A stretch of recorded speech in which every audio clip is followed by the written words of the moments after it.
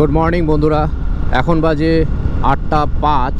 North Bengal tour complete করে আজকে back করছি কলকাতার দিকে। তো আজকে আমরা টার্গেট নিচ্ছি বহরমপুর পর্যন্ত এগোনোর। তো দেখা যাক কতটা এগোতে পারি। আর আমরা এখন ক্রস করছি কোর জঙ্গল। তো আমরা আগের বার আসার সময় এসেছিলাম শ্যাবক রোড দিয়ে, এবার আমরা ব্যাক করছি গাজলডোবা। তো আমরা গাজলডোবা হয়ে যাব আজকে। তো এই রুটটা অনেকটাই বেটার, কারণ শ্যাবক রোডে প্রচণ্ড জ্যাম হয়, বিশেষ করে ওই শিলিগুড়ি যখন আমরা টাচ করি সেই টাইমটা। আর তার আগে কিছুটা পোর্শন আমাদেরকে পাহাড়ি রাস্তা ক্রস করতে হয়, তো সেখানেও মুভমেন্ট প্রচণ্ড স্লো চলে। তো যার কারণে আমরা এই গাজলডোবা রোডটা নিয়ে নিয়েছি। সুন্দর একটা পরিবেশের মধ্যে দিয়ে আমরা বাইক চালিয়ে যাচ্ছি। একটা আলাদা লেভেলের একটা মজা আমরা ফিল করছি এখানে। তো এখানে কিন্তু একদম কোর জঙ্গল বলতে পারো। এখানে কিন্তু অ্যাকচুয়ালি এই রুটে যে বাসগুলো চলে সেগুলো কিন্তু 6টা পর্যন্তই, 6টা সাড়ে 6টা পর্যন্ত চলে যতদূর আমি জানি। তা দেখতে পাচ্ছ কিন্তু সামনের পোর্শনটা দেখো তোমরা আমার ক্যামেরার লেন্স দিয়ে।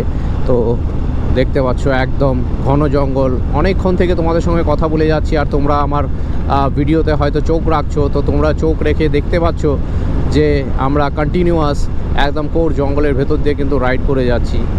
আর জায়গায় জায়গায় কিন্তু আমরা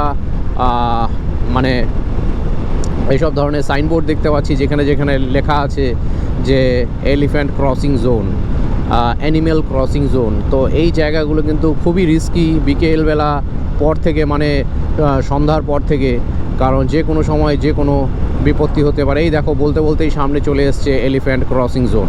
তো এই ধরনের বোর্ড কিন্তু তোমরা কিছুটা যেতে যেতেই তোমরা সারা রাস্তায় পাবে। এটা হচ্ছে Gorumara reserve forest.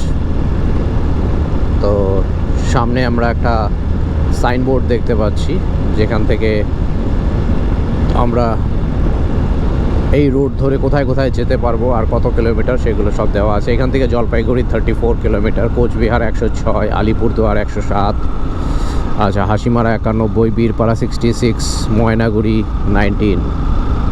Welcome to Teesta barrage. তো আমরা এখন তিস্তা ব্যারেজ ক্রস করব। তো আমরা তিস্তা ব্যারেজ পৌঁছে গেছি।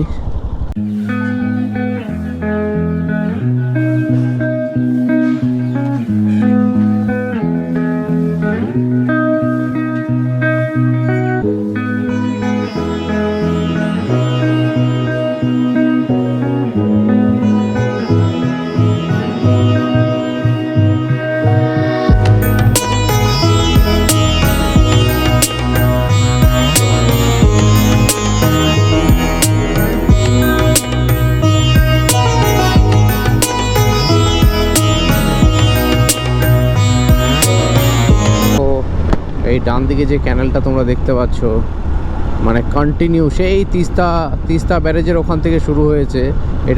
এই ক্যানেলটা কিন্তু কানেক্টেড রয়েছে তিস্তার সঙ্গে, সেই তিস্তার সঙ্গে কানেক্টেড। সেই তিস্তা থেকে কন্টিনিউ কিন্তু এই রাস্তা বরাবর কিন্তু এই ক্যানেলটা চলে গেছে। সকালে রওনা হয়েছিলাম কলকাতার উদ্দেশ্যে, আর এখন বাজে ঘড়ির কাঁটায় 4:53, আর আমরা কিন্তু পৌঁছে গেছি ফারাক্কা ব্রিজ।